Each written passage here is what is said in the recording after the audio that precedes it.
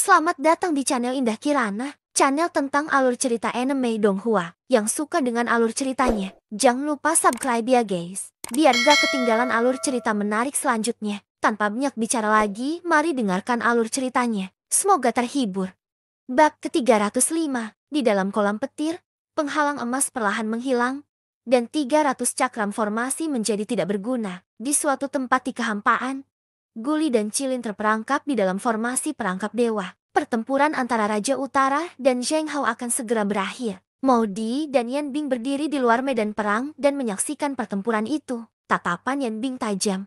Sementara wajah Maudi gelap, ada senyum jahat dan serakah di wajahnya. Pada saat ini, segel penekan jiwa yang perkasa memancarkan cahaya keemasan yang menyilaukan di langit. Tekanan yang mengerikan dipancarkan darinya. Meskipun jauh, itu masih membuat kaisar setengah langkah yang berada di pinggiran pertempuran merasa khusyuk. Muhan dikenal sebagai salah satu hegemon kembar kota kuno. Tentu saja, dia memiliki tingkat kekuatan tertentu. Jika kultivasinya sebagai kaisar setengah bintang 9, cukup untuk menjadikannya salah satu dari dua individu terkuat di kota kuno yang liar.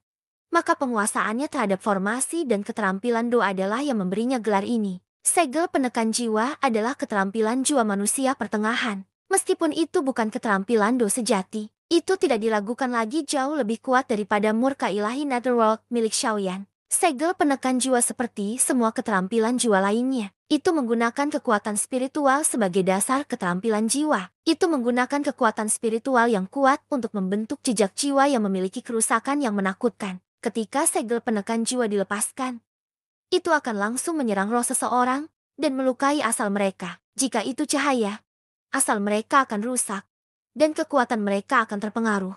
Jika serius, jiwa mereka akan hancur, dan mereka akan mati. Dibandingkan dengan Doki, jejak jiwa lebih langsung dan mendominasi. Namun, dalam hal kekuatan, jejak jiwa sedikit lebih rendah daripada Doki. Sebagai penguasa sejati benua ini, kendali orang-orang terhadap Doki jauh melampaui kekuatan spiritual mereka. Bagaimanapun, tidak semua orang seperti alkemis dan master formasi yang terlahir dengan kekuatan spiritual menakutkan yang jauh melampaui orang biasa. Tentu saja, akan ada sangat sedikit orang yang berpikir untuk melatih kekuatan spiritual mereka, meskipun mereka lebih rendah. Guli dan Cilin, yang terperangkap dalam formasi perangkap dewa, dan Zhongli, yang cukup terluka dalam kehampaan, menatap Xiaoyan dengan ekspresi serius di wajah mereka. Segel penakluk jiwa raksasa itu seperti dewa raksasa saat menyerang Xiaoyan. Aura sombongnya merobek kehampaan. Tidak ada seorang pun di tempat ini yang percaya bahwa mereka akan mampu menahan serangan Muhan. Sementara segel penekan jiwa ini adalah keterampilan jiwa kelas manusia.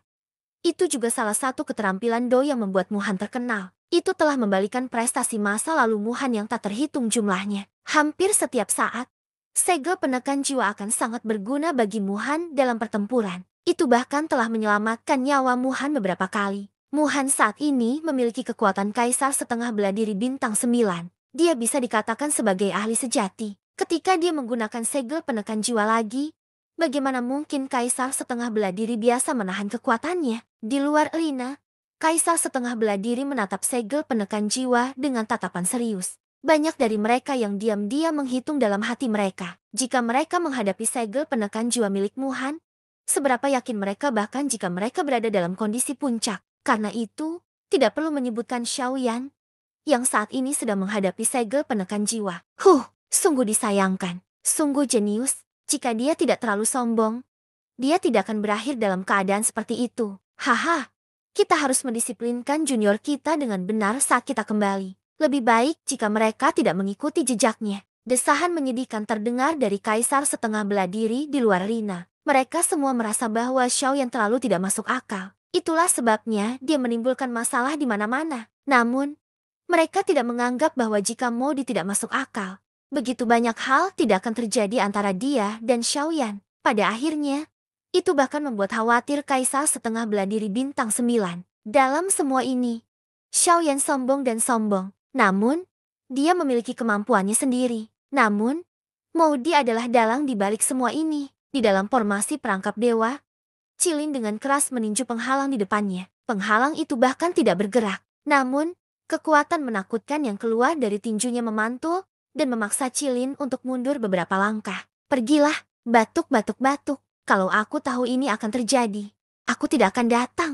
Tidak ada gunanya mengatakan apapun sekarang. Jika kita ingin menyalahkan seseorang, kita hanya bisa menyalahkan diri kita sendiri. Kita meremehkan kekuatan Muhan. Kita pikir dengan kita berdua bekerja sama, kita akan dapat menghentikannya untuk sementara. Sekarang setelah kupikir-pikir, itu menggelikan. Mendengar kata-kata Cilin yang penuh kebencian, Guli mendesah getir. Tatapannya yang menatap Xiaoyan di luar penghalang menjadi semakin berat. Cilin juga melihat melalui penghalang dan menatap Muhan. Tatapannya dengan cepat berubah dingin saat dia berkata dengan nada menyeramkan.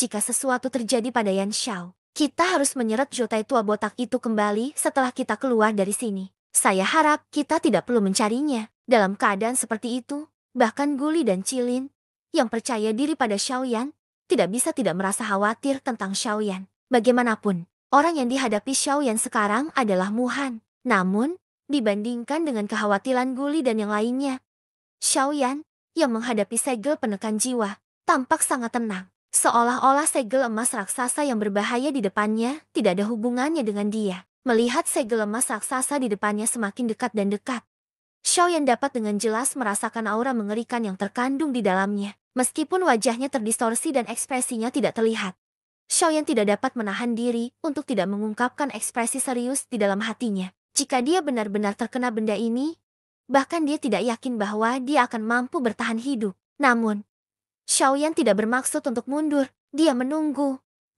kesempatan. Meskipun tampak berisiko, Xiaoyan tidak dapat menahan diri untuk tidak mencobanya. Ini karena jika dia berhasil, kekuatannya secara keseluruhan pasti akan meroket. Hei, nak, kamu cukup berani. Bahkan saat ini, kamu masih ingin menggunakannya untuk meningkatkan kekuatanmu. Apakah kamu benar-benar berpikir bahwa Muhan adalah kaisar setengah langkah biasa? Guyu menebak pikiran Xiaoyan dan segera mengingatkan Xiaoyan dengan setengah bercanda. Setelah mendengar pengingat Guyu, meskipun hati Xiaoyan bergetar, dia tetap tidak bisa menahan keinginan untuk mencobanya. Dia yakin bahwa jika dia berhasil kali ini, bahkan jika dia menghadapi kaisar setengah langkah bintang 9 di masa depan, dia tidak akan berdaya. Aku masih ingin mencobanya. Selama aku berhasil, selama kamu berhasil, kamu akan memiliki kemampuan untuk melindungi dirimu sendiri saat menghadapi kaisar setengah langkah bintang 9 di masa depan. Jika gagal, kau akan langsung berubah menjadi abu. Kau yakin ingin mencobanya? Suara teguran Guyu kembali bergema di hati Xiaoyan. Namun, Xiaoyan tetap diam. Setelah merenung sejenak, Xiaoyan tiba-tiba mengangkat kepalanya saat segel emas itu mendekatinya. Cahaya gelap yang aneh tiba-tiba berkelebat di matanya yang hitam pekat. Kemudian, dengan sebuah pikiran, cahaya hitam pekat yang misterius dan aneh tiba-tiba muncul di kehampaan di sekitar tubuh Xiaoyan. Xiaoyan mengerahkan sedikit upaya untuk mengendalikannya. Dan cahaya itu dengan cepat berkumpul di sekitar tubuh Xiaoyan. Kain kasa hitam itu tampak tipis, seolah-olah akan rusak oleh angin. Namun, saat berhadapan dengan angin kencang di depannya, kain kasa hitam itu tidak bisa menahan rasa heran. Kain kasa hitam yang aneh itu menutupi tubuh Xiaoyan dengan ringan. Namun, tekanan mengerikan dari segel penekan jiwa masih membuatnya sulit bernapas. Xiaoyan berusaha sekuat tenaga merilekskan tubuhnya dan melepaskan semua pertahanannya. Dia dengan hati-hati merasakan ketakutan mendalam yang ditimbulkan oleh tekanan itu. Konon, potensi sejati seseorang hanya akan meledak saat menghadapi bahaya. Hari ini, Xiaoyan ingin mencobanya lagi. Dengan kekuatan kaisar setengah langkah, dia ingin merasakan lagi perasaan mendekati kematian. Jalan agung kekosongan tercipta di kehampaan yang tak berujung. Kain kasa hitam di tubuh Xiaoyan dipadatkan dari kekuatan jalan agung kekosongan. Selama kurun waktu terakhir, Xiaoyan perlahan-lahan menjadi terbiasa dengan kendalinya atas kekuatan jalan agung. Kain kasa jalan agung adalah hasil dari usahanya yang sungguh-sungguh. Namun, sejak langkah pemusnahan langit membaik, Xiaoyan tidak lagi punya waktu untuk menyesuaikan kain kasa jalan agung. Oleh karena itu, Xiaoyan tidak memahami kegunaan sebenarnya dari kain kasa jalan agung. Satu-satunya hal yang dia tahu adalah kain kasa jalan agung tampaknya mampu menyerap auranya sepenuhnya. Selama dia tidak mau, tidak seorang pun dapat mendeteksi kekuatan sejati Xiaoyan. Tentu saja, ini tampaknya tidak banyak berguna dalam pertempuran saat ini. Namun, pada saat ini, Xiaoyan tidak menggunakan kain kasa jalan agung untuk menyembunyikan auranya. Sebaliknya, ia menggunakan kain kasa jalan agung sebagai panduan untuk memadatkan kekuatan jalan agung dalam siklus ini. Bab ke-306, Meskipun Xiaoyan ingin mengumpulkan kekuatan jalan agung untuk digunakan sendiri, kesulitan mengumpulkan kekuatan jalan agung jelas telah melampaui imajinasi Xiaoyan. Pada akhirnya, jubah Moslem jalan agung yang menutupi permukaan tubuh Xiaoyan tidak memiliki perubahan yang jelas. Hal ini menyebabkan Xiaoyan merasa sedikit tertekan di dalam hatinya. Pada saat yang sama, hal itu juga memberinya pemahaman yang lebih dalam tentang kesulitan mengumpulkan kekuatan jalan agung. Namun, Xiaoyan tidak punya waktu untuk memikirkan hal ini saat ini. Segel penekan jiwa sudah ada di kepalanya. Dia harus menghadapinya secara langsung. Tangan di bawah lengan bajunya dengan hati-hati mengendalikan roda api yang indah itu. Doki di tubuhnya dengan liar dituangkan ke dalam roda seolah-olah itu gratis. Xiaoyan tidak punya niat untuk menyerang. Sebaliknya, dia menuangkan semua energi spiritualnya ke dalam jubah Moslem Great Way di permukaan tubuhnya pada saat yang bersamaan. Konsumsi doki dan energi spiritual yang cepat menyebabkan aura Xiaoyan dengan cepat melemah. Namun, meskipun demikian, Xiaoyan tidak berniat untuk berhenti. Matanya menatap tajam ke arah segel penekan jiwa di depannya. Matanya dipenuhi dengan niat membunuh yang dingin. Pada saat berikutnya, tepat saat segel penekan jiwa hendak mendarat,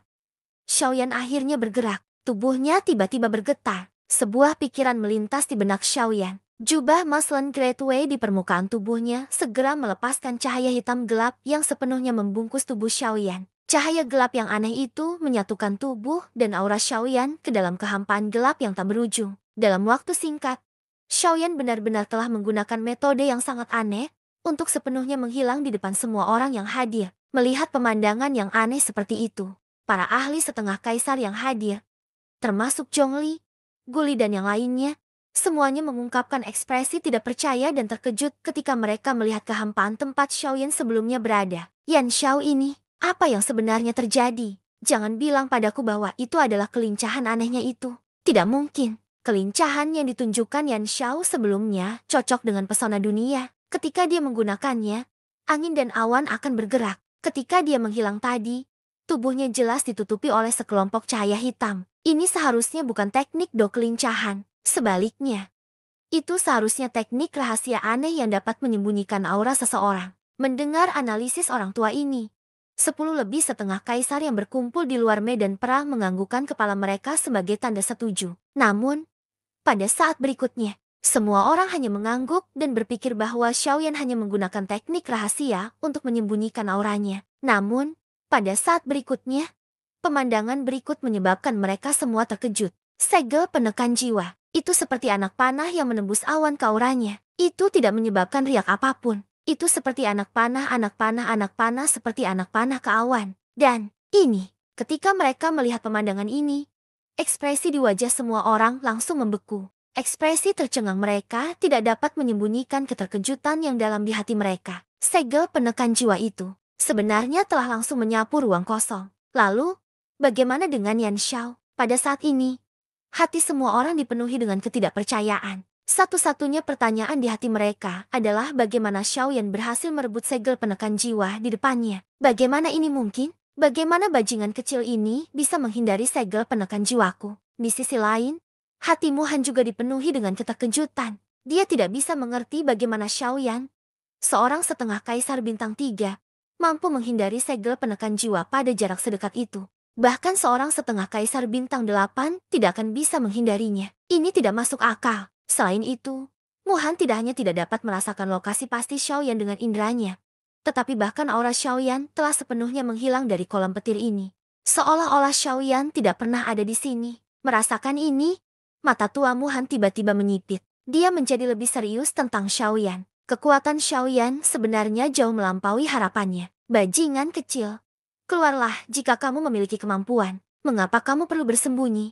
Aku juga ingin tahu teknik rahasia apa yang kau gunakan untuk menghindari segel penekan jiwaku. Teriakan kejam Muhan bergema di langit. Namun, tidak ada yang menanggapi bahkan setelah beberapa saat. Hal ini menyebabkan kemarahan meningkat di hati Muhan. Dengan lambaian lengan bajunya, dia menatap Zhongli dan berteriak dingin. Ayo pergi, Yan Xiao.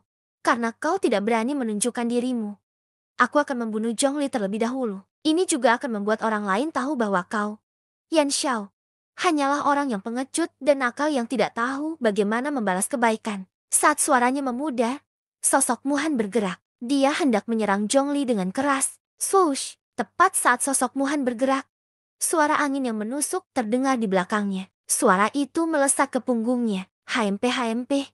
Bajingan kecil, kau benar-benar telah bergerak. Sudut mulut Muhan melengkung menjadi seringai ketika dia merasakan angin kencang datang dari belakangnya. Tubuhnya yang hendak menyerang ke depan tiba-tiba membeku. Tubuh Muhan bergetar dan cahaya keemasan bersinar di belakangnya. Sebuah formasi melingkar dengan diameter hampir 2 meter telah muncul di belakang Muhan. Formasi King Kong dengan teriakan keras. Cahaya keemasan di atas formasi itu tiba-tiba bersinar terang. Segera setelah itu, cahaya itu bertabrakan dengan keras dengan punggung Muhan. Pada saat yang sama, Xiaoyan juga dipaksa untuk memperlihatkan dirinya di belakang Muhan. Kemudian, dia menyerang Muhan. Metode pemerasan Muhan memang kuno dan ketinggalan zaman. Namun, harus dikatakan bahwa itu adalah metode yang paling efektif saat ini. Terlebih lagi, Xiaoyan bukanlah orang yang tidak tahu bagaimana cara membalas kebaikan. Oleh karena itu, dia tidak punya pilihan selain menampakkan diri. Ketika mereka melihat Xiaoyan menampakkan diri, para kaisar setengah bela diri yang menyaksikan pertempuran dari luar tidak dapat menahan diri untuk tidak mengacungkan jempol kepada Xiaoyan. Di benua saat ini, jarang sekali melihat orang seperti Xiaoyan yang menghargai persahabatan dan tahu bagaimana cara membalas kebaikan. Namun, di sisi lain, mereka juga agak takut dengan formasi King Kong milik Muhan. Itu karena formasi King Kong ini juga merupakan salah satu keterampilan Muhan yang terkenal, berdasarkan penilaian Muhan yang meyakinkan. Kecuali jika itu adalah seorang ahli dengan level yang sama atau lebih tinggi darinya. Tidak ada seorang pun yang akan mampu menembus formasi King Kong. Meskipun kata-kata ini tidak dapat dihindari berlebihan, setidaknya, sampai sekarang, tidak ada seorang pun di bawah level Kaisar Bela Diri setengah bintang 9 yang mampu menembus formasi King Kong milik Muhan. Dari sini, orang dapat melihat betapa kuatnya formasi King Kong itu. Segel Dewa Kuno, segel seni segel Dewa Kuno itu sama. Ketika kelima segel itu digabungkan, segel Dewa Kuno dilepaskan. Kekuatannya menutupi langit. Segel tangan emas yang luas terbentuk di telapak tangan Xiaoyan. Menghadapi formasi Muhan, Xiaoyan tidak sedikit pun takut. Dia sudah menduga hal ini. Tentu saja, dia tidak akan ragu untuk bergerak. Saat tenggorokannya bergerak, Xiaoyan menelan pil pemulihan Ki kelas Kaisar. Ini adalah salah satu dari sedikit pil pemulihan yang dimiliki lelaki tua Heimu. Sekarang, pil itu telah membantu Xiaoyan. Setelah menelan pil itu, Xiaoyan segera merasakan banjir doki meletus di dalam tubuhnya. Doki yang telah hilang juga dengan cepat terisi kembali. Kulit pucat Xiaoyan juga menjadi sedikit lebih baik. Kekuatan segel Dewa Kuno di telapak tangannya bahkan lebih kuat dari sebelumnya. Pil pemulihan Ki kelas Kaisar benar-benar luar biasa. Segel Dewa Kuno, formasi King Kong, perlindungan King Kong. Keduanya mengeluarkan raungan yang mengguncang bumi sekali lagi. Telapak tangan Xiaoyan mendarat dengan ganas. Tubuh Muhan juga dengan cepat ditutupi oleh formasi King Kong. Formasi King Kong yang mengkilap itu seperti ular tipis dan panjang yang melingkari tubuh Muhan. Kekuatan pelindungnya membuat apapun sulit untuk mendekati Muhan. Clang! Segel Dewa Kuno milik Xiaoyan yang dipenuhi aura yang mengesankan menghantam tubuh Muhan dengan keras. Lebih tepatnya, segel itu tidak menyentuh Muhan. Sebaliknya, segel itu dicegat oleh formasi King Kong di titik 2 inci dari tubuh Muhan. Bersambung ke bab selanjutnya.